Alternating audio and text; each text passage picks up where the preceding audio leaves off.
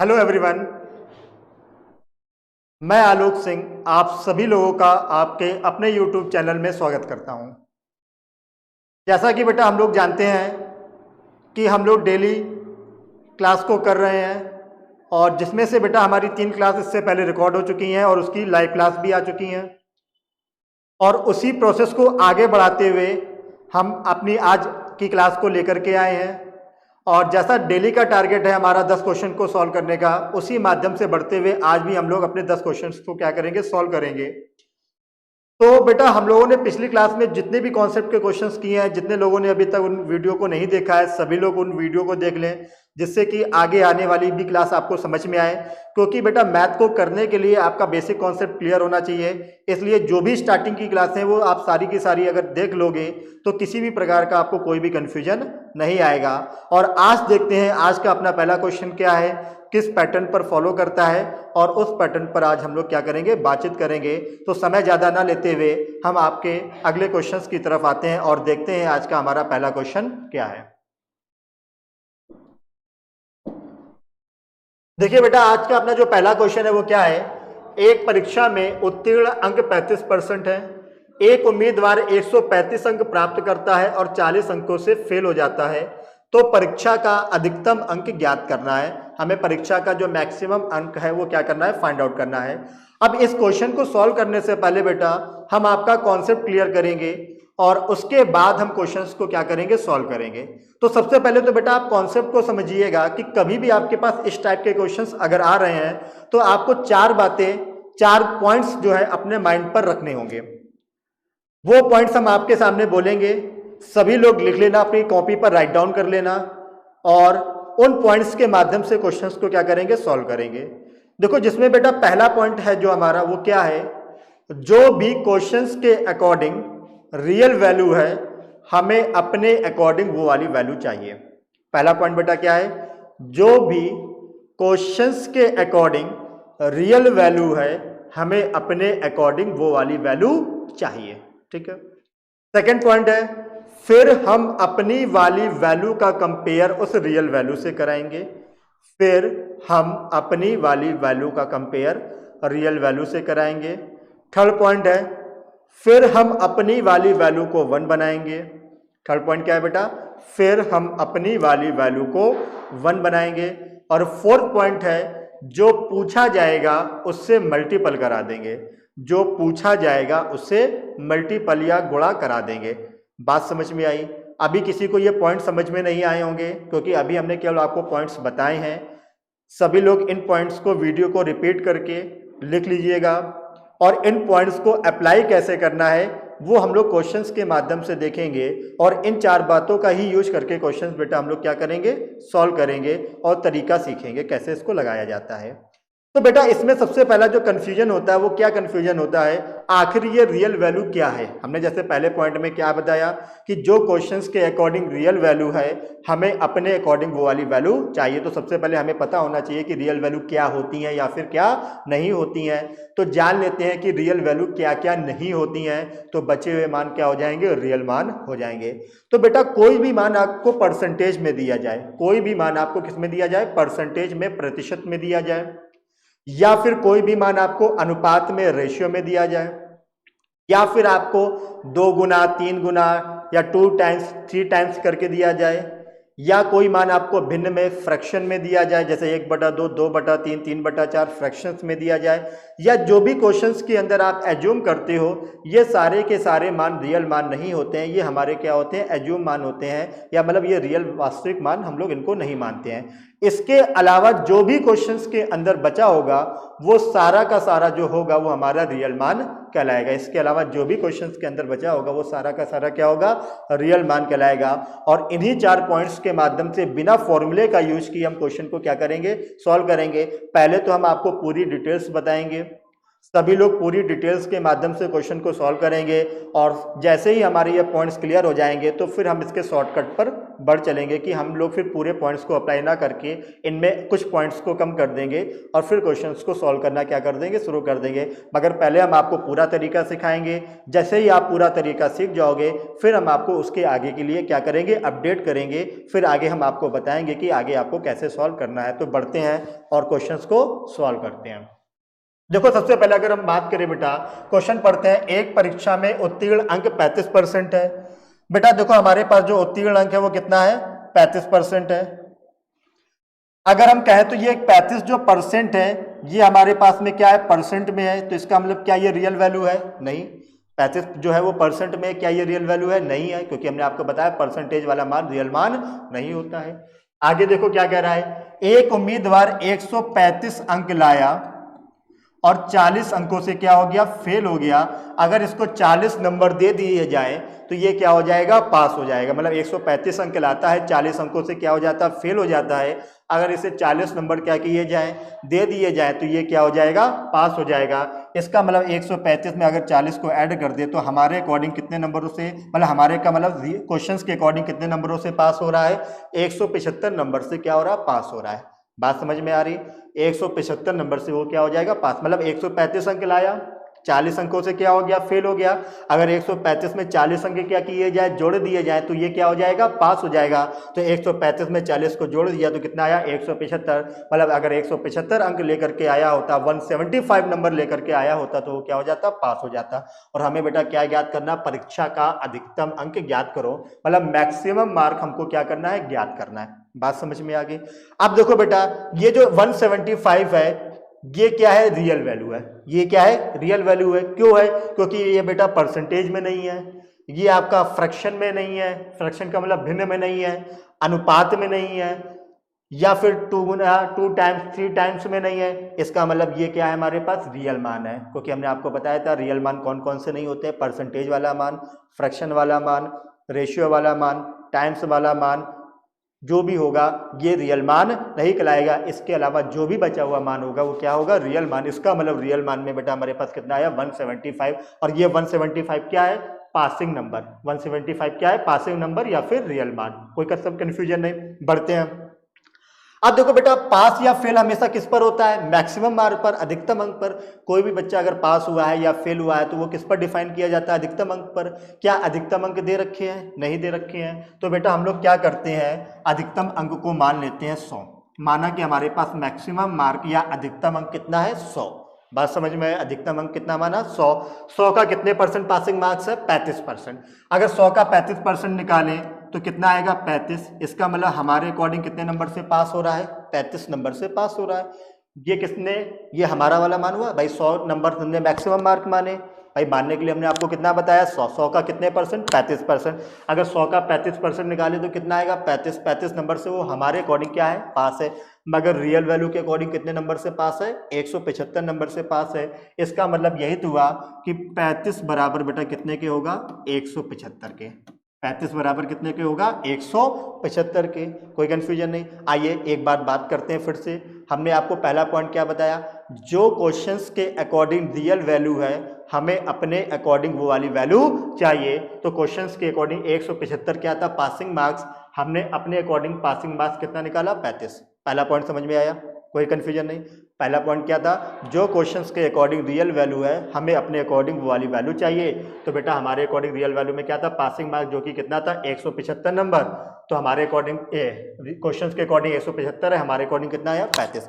Second point हमने आपको क्या बताया है कि हम अपनी वाली वैल्यू का कंपेयर रियल वाली वैल्यू से कराएंगे। तो कंपेयर का मतलब बेटा क्या होता है, सीधा सीधा लिख लेना। कंपेयर का मतलब बेटा क्या होता है, सीधा सीधा लिख लेना। तो 35 को बेटा हम लोग इधर रखेंगे और रियल वैल्यू को हम लोग इस साइड में रखेंगे। आप हमेशा याद रखिएगा कि जो हमारा मान होगा इसको इस साइड रखेंगे और जो रियल मान होगा उसको इस साइड रखेंगे। कोई कंफ्यूजन नहीं, 2 पॉइंट क्लियर हो गए, कंफ्यूजन नहीं आया। आते तीसरे पॉइंट पर। तीसरा पॉइंट क्या था हमारा कि हम अपने वाले वैल्यू को क्या करेंगे, 1 बनाएंगे। तो हमारी वैल्यू यही तो है, इसको क्या करेंगे, 1 बनाएंगे। 1 बनाने का मतलब क्या है कि 35 का इसमें भाग दे दें। तो 35 एकम 35, 35 पंचे 175। तो 1 बराबर कितने के आ जाएगा, 5 के। 1 बराबर कितने के आ जाएगा, 5 के। तो 3 पॉइंट सेटिस्फाइड हो गए। बात किस पे थी, चौथे पॉइंट पर, चौथा पॉइंट क्या कह रहा है, जो पूछा जाएगा उससे क्या कर देंगे मल्टीप्लाई। तो पूछा क्या जा रहा है बेटा, मैक्सिमम मार्क। तो मैक्सिमम मार्क हमने कितना मान रखा है, 100। मैक्सिमम मार्क हमने कितना मान रखा है, 100। तो 100 से बेटा यहाँ पर क्या करा देंगे, गुणा। तो बेटा हमारे पास जो आंसर मैक्सिमम मार्क का आएगा वो कितना आ जाएगा, 500। तो इसका मतलब बेटा जो हमारा आंसर होगा वो कितना होगा, 500 अंक या 500 नंबर। बात समझ में आ गई होगी, कोई कन्फ्यूजन नहीं आया होगा। सभी लोग देख लीजिए एक बार जल्दी से। किसी को ना क्लियर हो तो वो अपने डाउट को कमेंट बॉक्स में पूछ सकते हैं, और नहीं तो वीडियो को एक बार फिर से रिपीट करके देख लेना, सारे पॉइंट्स क्या हो जाएंगे, क्लियर हो जाएंगे। और हमने आपको क्या बताया, हम एक ही टाइप के कई सारे क्वेश्चंस आपको सॉल्व कराएंगे, जिससे कि आपके जो धीरे धीरे करके सारे पॉइंट्स क्या होते चलेंगे, क्लियर होते हुए चलेंगे। क्लियर है, बढ़ते हैं आगे, देखते हैं अपना अगला क्वेश्चन। देखिए सेम टाइप का ही अपना अगला क्वेश्चन है। एक परीक्षा में उत्तीर्ण अंक 40% है, एक उम्मीदवार 280 अंक प्राप्त करता है और 40 अंकों से क्या होता है, फेल हो जाता है। परीक्षा का अधिकतम अंक फिर से हमको क्या करना है, ज्ञात करना है। तो वही पॉइंट, वही 4 पॉइंट्स, देखो 4 पॉइंट्स हमने आपको डिटेल्स में लिखाए हैं, धीरे धीरे करके हम इन पॉइंट्स को गायब कर देंगे, ठीक है ना। मतलब एक बार पहले आपका अच्छे से डाटा क्लियर हो जाए, फिर आप चाहे इन पॉइंट्स को लगाना ना लगाना, आपको कोई समस्या नहीं आएगी। आइए बात करते हैं। एक परीक्षा में उत्तीर्ण अंक कितने हैं, 40%। तो बेटा ये किस में दे रखा है, परसेंट में दे रखा है। ये किस में दे रखा है, परसेंट में दे रखा है हमको, है ना। हमारे पास में एक परीक्षा में जो पास उत्तीर्ण अंक है वो कितना है, 40% है। कितने अंक लेकर के आता है, 280 अंक लेकर के आता है, और 40 अंकों से क्या हो जाता है, फेल हो जाता है। अगर 40 अंक दे दिए जाए तो ये क्या हो जाएगा, पास। तो बेटा कितने नंबरों से पास होता है, 280 प्लस 40 कितना हो जाएगा, 320। 280 प्लस 40 कितना हो जाएगा, 320। कोई कन्फ्यूजन नहीं। अच्छा फिर से वही बात आ जाती है, ये हमारी क्या है, रियल वैल्यू है। 320 क्या है, रियल मान। रियल मान में क्या दे रखा है, पासिंग अंक। इसका मतलब हमें भी अपने अकॉर्डिंग क्या निकालने होंगे, पासिंग अंक। अगर पासिंग अंक हमें अपने अकॉर्डिंग निकालने हैं तो हमें मैक्सिमम मार्क या अधिकतम अंक क्या करना होगा, मानना पड़ेगा। मैक्सिमम मार्क या अधिकतम अंक हमको क्या करना होगा, मानना पड़ेगा। तो फिर से वही बात करी कि हमने मैक्सिमम मार्क कितना मान लिया, 100। हमने मैक्सिमम मार्क कितना मान लिया, 100। अच्छा 100 का कितने परसेंट, 40%। अगर 100 का 40% निकालोगे तो कितना आएगा, 40। 100 का अगर 40% निकालोगे कितना आएगा, 40। इसका मतलब हमारे अकॉर्डिंग कितने नंबर से पास हो रहा है, 40। इनके अकॉर्डिंग कितने नंबर से पास हो रहा है, 320। तो फिर से वही बात है कि 40 बराबर बेटा कितने के आएगा, 320 के आएगा। तो 1 बराबर कितने के आएगा, 8 के आएगा। 0 से 0 चरवटी 32। तो 1 बराबर कितने के आएगा, 8 के आएगा। और हमको चाहिए क्या, मैक्सिमम मार्क। तो मैक्सिमम मार्क कितने माने हमने, 100। तो बेटा 100 से हम लोग क्या यहाँ पर करा दें, गुणा करा दें। तो कैलकुलेट करेंगे, हमारे पास जो आंसर आएगा वो कितना आएगा, 800 अंक। हमारे पास जो आंसर आएगा वो कितना आएगा, 800 अंक। अच्छा बेटा यहाँ पर बहुत सारे लोग फॉर्मूले का यूज करते हैं, तो कोई भी स्टूडेंट या कोई भी बच्चा फॉर्मूले का यूज नहीं करेगा। अभी हम आपको कॉन्सेप्ट सिखा रहे हैं, और जैसे जैसे हमारे लेंथी क्वेश्चंस आएंगे वहाँ पर फॉर्मूले का यूज हमको नहीं करना होगा, क्योंकि वहाँ पर फॉर्मूले आप कितने सारे याद करोगे, आपके लिए पॉसिबल नहीं है। इसलिए एक कॉन्सेप्ट सीखो, छोटे से छोटा क्वेश्चन, बड़े से बड़ा क्वेश्चन, सारे इस वाले मेथड से क्या हो जाएंगे, सॉल्व हो जाएंगे। मतलब कि ये एक ऐसा मेथड है ना जो आपके परसेंटेज में भी अप्लाई होगा, प्रॉफिट एंड लॉस में भी अप्लाई होगा, एसआई में भी अप्लाई होगा, सीआई में भी अप्लाई होगा। इसके बाद में मिक्सचर एंड एलिगेशन, रेशियो, मतलब मैक्सिमम चैप्टर्स में ये वाला मेथड हम आपको क्या करके दिखाएंगे, अप्लाई करके दिखाएंगे।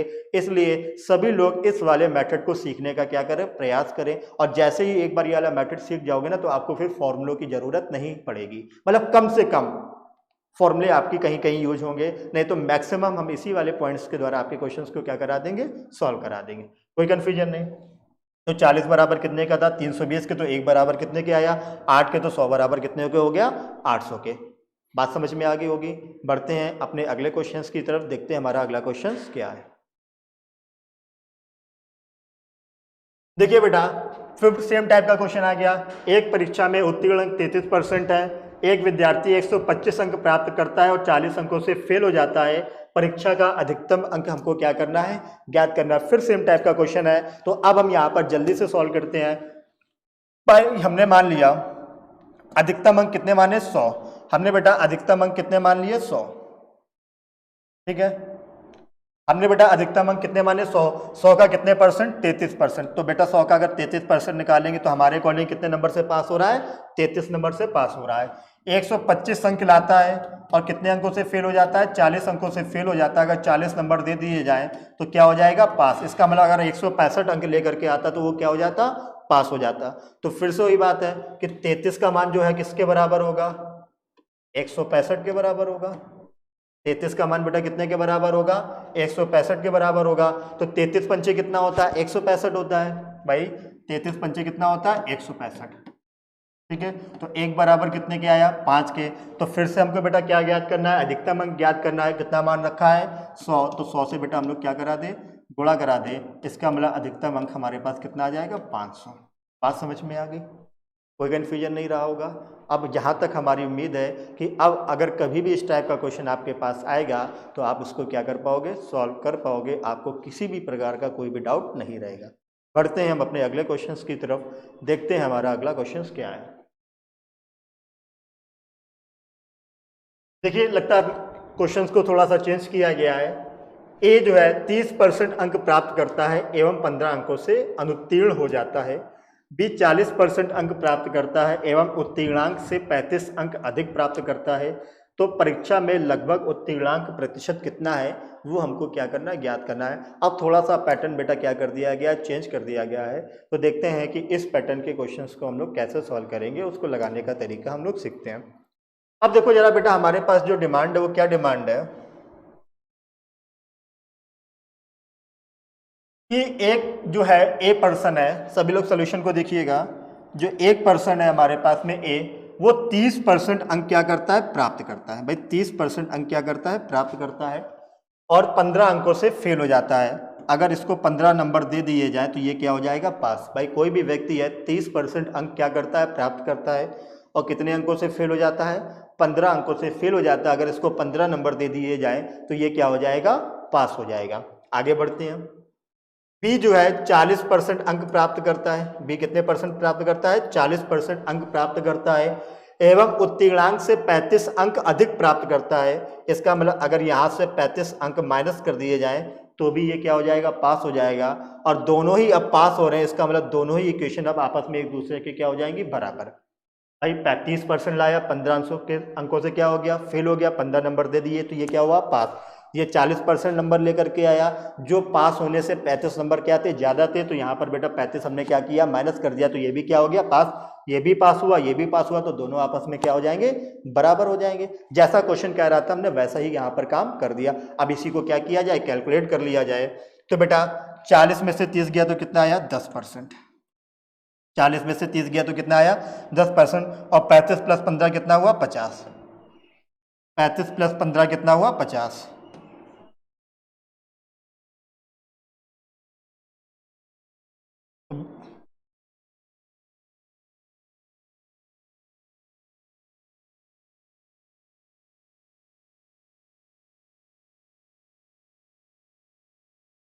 यहां लिखते हैं बेटा, बेटा देखो यहां पर हमारे पास 40 में से 30 गया, कितना आ गया, 10% आ गया। कितना आ गया, 10%। अच्छा, बराबर कितने के, 35। यहाँ से हमारे पास 35 क्या होगा, ऐड होगा। तो 35 प्लस 15 कितना हो जाएगा, 50। 35 प्लस 15 कितना हो जाएगा, 50 हो जाएगा जा करके। तो बेटा अगर हम लोग यहाँ से निकाले तो 1% का मान बेटा हमारे पास में कितना आ जाएगा, 1% की वैल्यू हमारे पास निकल के आ जाएगी 5। कोई कन्फ्यूजन यहाँ तक, 1% का जो हमारे पास मान निकल के आ जाएगा वो कितना आ जाएगा, 5। कोई कंफ्यूजन नहीं है। अच्छा, हमको क्या ज्ञात करना है, लगभग उत्तीर्णांक प्रतिशत क्या है, मतलब वो कितने परसेंट नंबर लेकर के आया जिससे वो क्या हो जाए, पास। हम लोग पासिंग परसेंट हमको क्या करना है, ज्ञात करना है।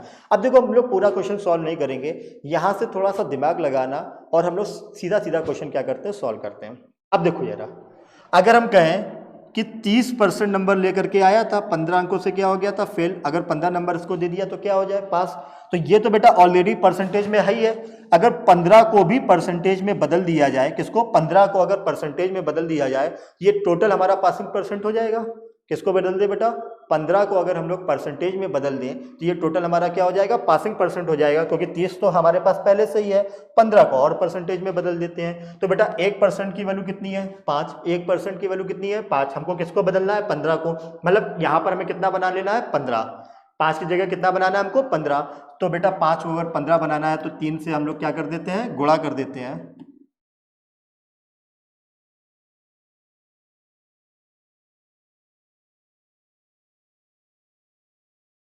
अगर हमें बेटा यहाँ पर देखा 5, तो बेटा 15 बनाने के लिए हम लोग 3 से क्या कर दें, गुणा। तो 3 का गुणा बेटा यहाँ पर भी हो जाएगा।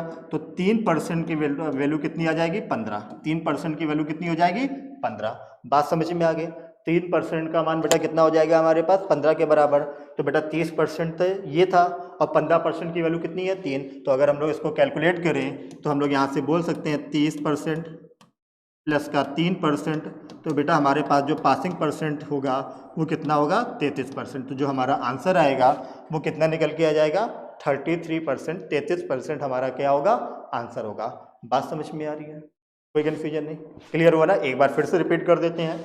30% अंक लेकर के आया था, 15 अंकों से फेल हुआ था, 15 नंबर दे दिए, तो ये क्या हो गया, पास। ये 40% अंक लेकर के आया है, 35 नंबर ज़्यादा लाया तो 35 क्या कर दिए, माइनस कर दिए, तो ये क्या हो गया, पास। 40 में से 30 गया तो हमारे पास 10%, 35 प्लस 15 कितना हुआ, 50। इसका मतलब 10% की वैल्यू कितना हुई, 50।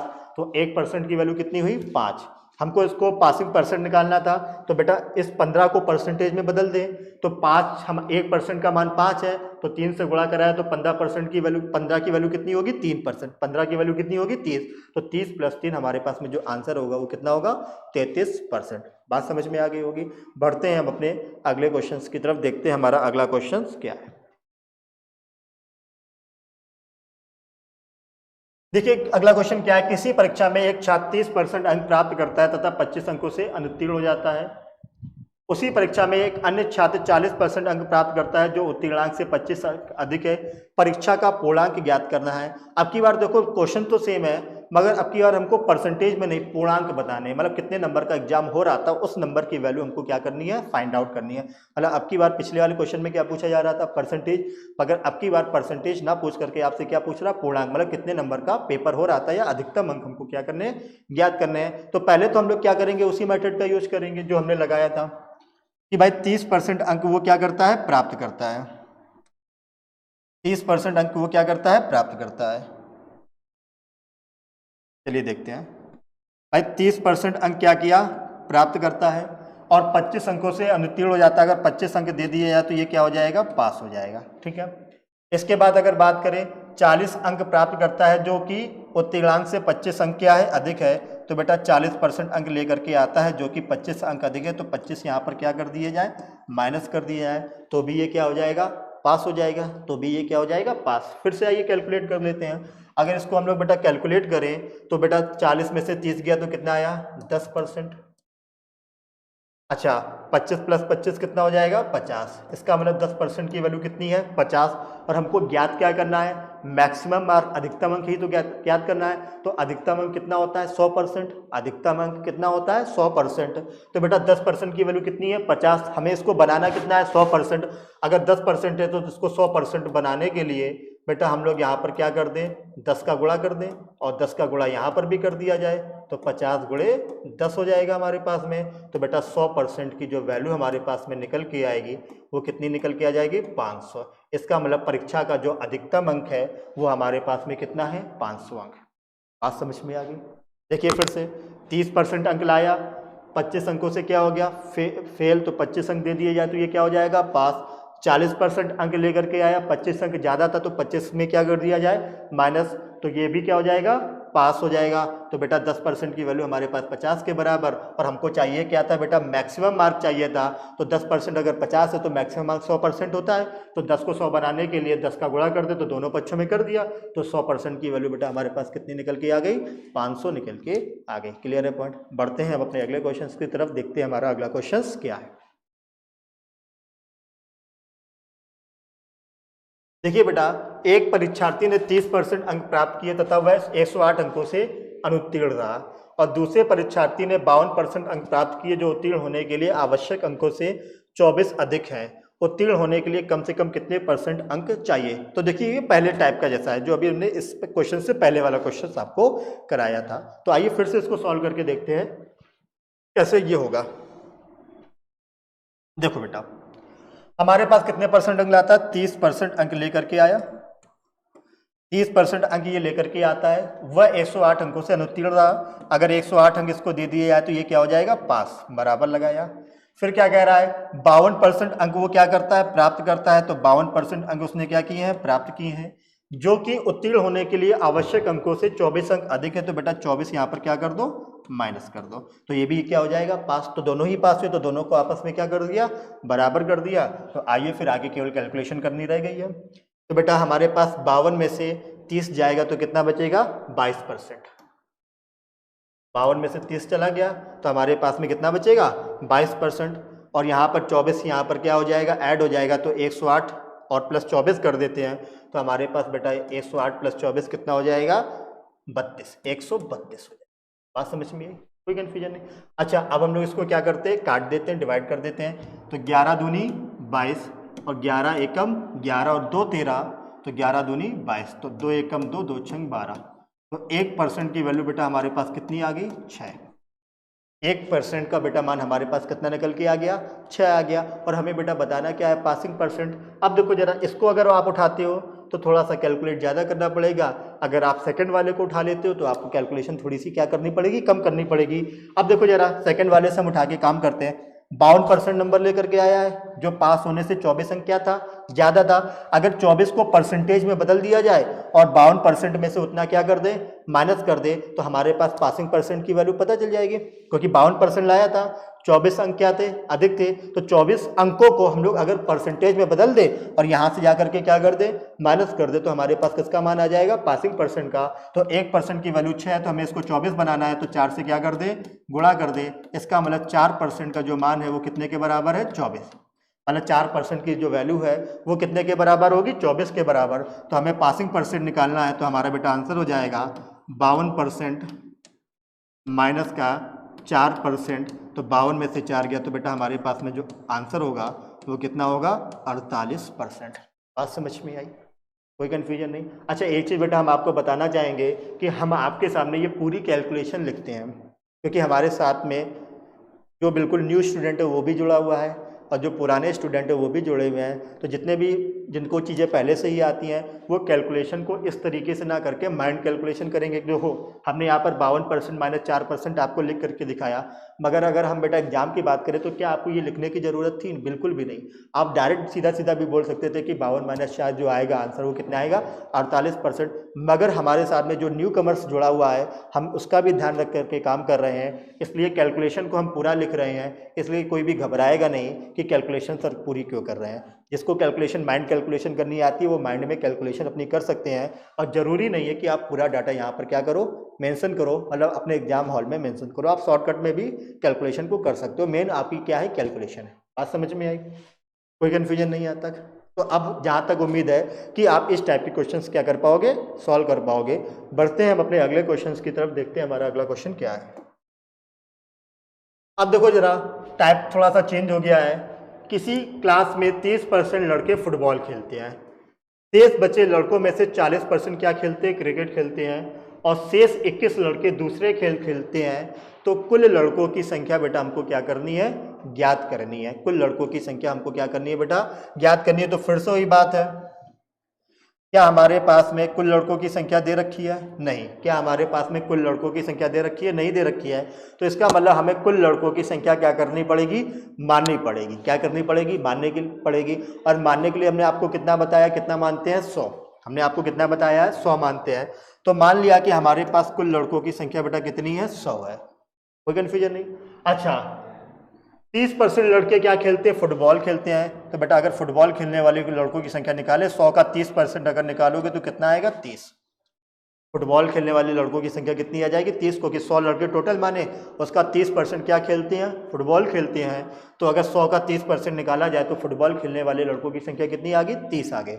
आगे देखो क्या कह रहा है, शेष बचे लड़कों में से, शेष की बात कर रहा है। तो 100 में से 30 को माइनस करो तो शेष कितने लड़के बचे, 70।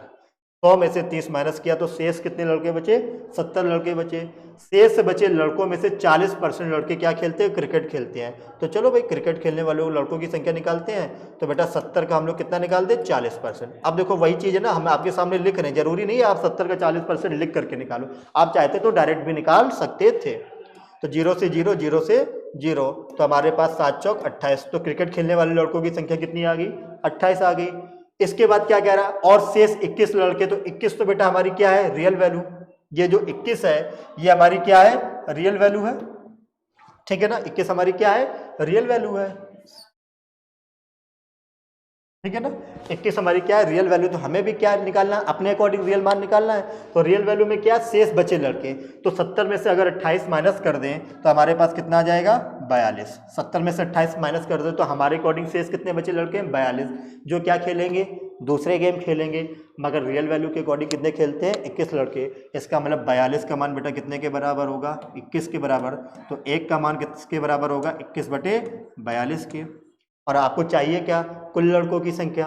कुल लड़कों की संख्या कितनी मानी है? 100। तो 100 से बेटा हम लोग यहाँ पर क्या करा दें? गुणा करा दें। तो 21 एकम 21 और 21 दूनी 42, 2 से इसको कैलकुलेट करेंगे तो हमारे पास जो आंसर निकल के आएगा वो कितना निकल के आ जाएगा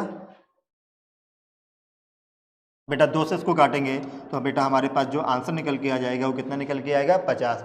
इसका मतलब है कि जो हमारे पास टोटल नंबर ऑफ प्लेयर्स थे, या जो भी टोटल हमारे पास खिलाड़ियों की संख्या थी या लड़कों की संख्या थी, वो कितनी थी? 50। ठीक है, आज समझ में आए ना? वही 4 पॉइंट्स हमने अप्लाई किए हैं। देखो एक बार फिर से रिपीट कर देते हैं। माना टोटल लड़कों की संख्या कितनी? 100। 100 का कितने परसेंट? 30%। तो 100 का 30% कितना हुआ? 30 क्या खेलते हैं? फुटबॉल।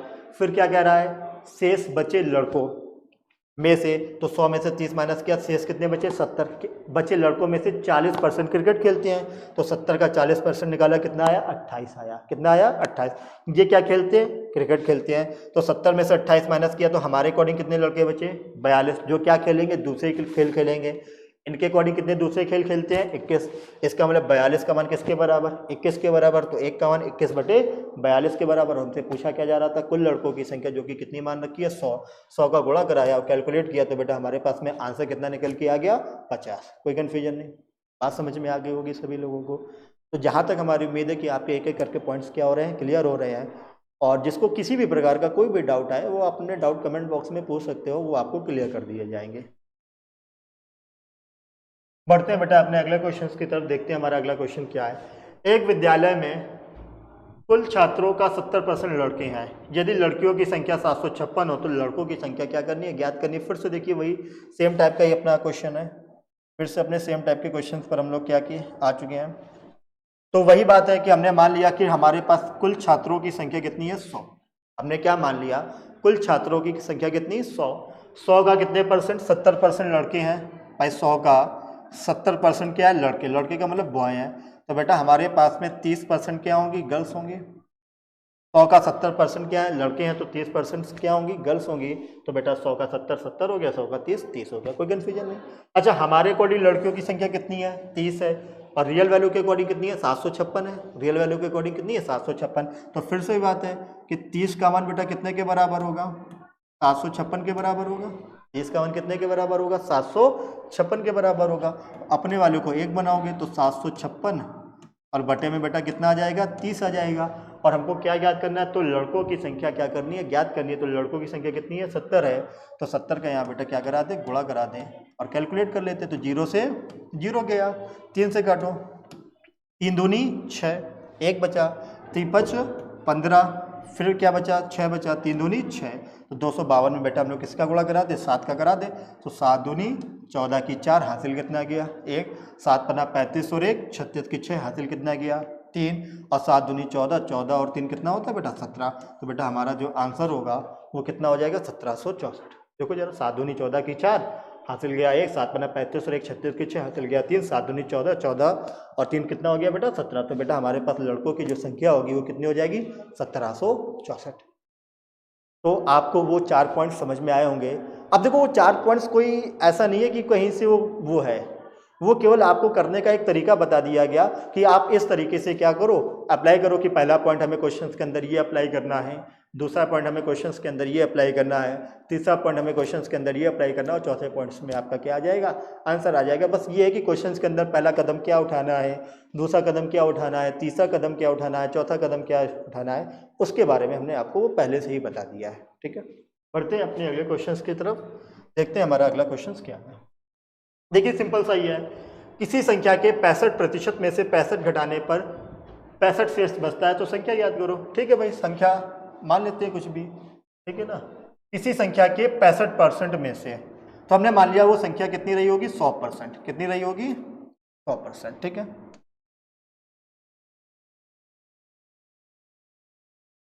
हमने मान लिया कि वो संख्या कितनी रही होगी, 100।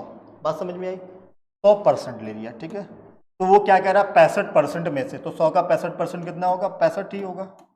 65% में से 65 घटाने पर शेष कितना बचता है, 65 बचता है, मतलब रिजल्ट जो में आता है वो कितना आता है, 65 आता है, ठीक है, कोई कन्फ्यूजन नहीं। अब चाहो तो डायरेक्ट कैलकुलेट कर देते हैं, डायरेक्ट हम इसको क्या कर देते हैं, कैलकुलेट कर देते हैं। 65 से 65 काटता तो 1% बराबर हमारे पास में क्या जाएगा, -1 इधर जा करके ऐड हो जाएगा, एक ये बचा, एक ये बचा और एक ये बचा, तो 1% की वैल्यू कितनी हो जाएगी, 1% का मान कितना हो जाएगा, 2। और आपको टोटल संख्या बतानी है, संख्या कितनी है, 100%, तो आप 100 से यहाँ पर क्या करा दो, गुणा करा दो, तो आपके पास में 100% का मान निकल के आ जाएगा। तो संख्या की वैल्यू बेटा आपके पास कितनी निकल के आ जाएगी, 200। संख्या की वैल्यू आपके पास कितनी निकल के आ जाएगी, 200 निकल करके आ जाएगी। कोई कन्फ्यूजन नहीं, ठीक है ना, बात समझ में आ गई होगी। तो देख रहे हो ना, मैथ टफ नहीं है, एक बार आपको अगर समझ में आ जाती है। और समझने के लिए क्या करना है कि आपको धीरे धीरे करके काम करना है, मतलब जल्दबाजी कुछ भी नहीं करनी है, ठीक है। बात समझ में आ गई होगी। बढ़ते हैं हम अपने अगले क्वेश्चंस की तरफ, देखते हैं हमारा अगला क्वेश्चन क्या है।